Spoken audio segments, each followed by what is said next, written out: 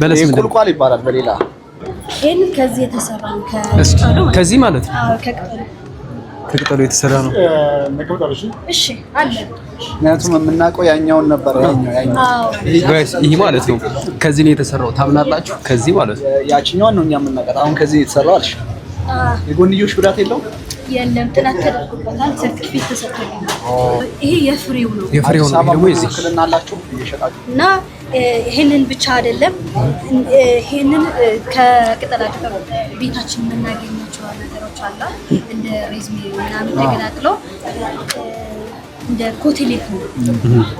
ቴስት ማድረግ ትችላላችሁ አሁን ይሄ አዲስ አበባ ላይ ለአንድ ቦታ ብቻ ነው ያላችሁ አሁን አግሪሜንት እያሰሩ ነው ፕሮዳክት ለማስተዋወቅ የሚቀመሰው ይሄንን ደግሞ ከልጣጩ ከዚህ ልጣጭ የተሰራ ከረሜላ ነው ዋው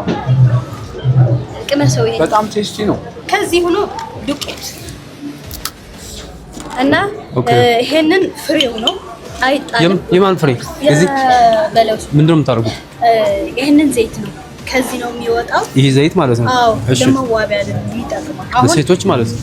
ለሁሉንም ለቆዳ ነው በጣም ይገርም ለሁሉም እና ይሄንን ብቻ አይደለም በለስ የሚያገለግለው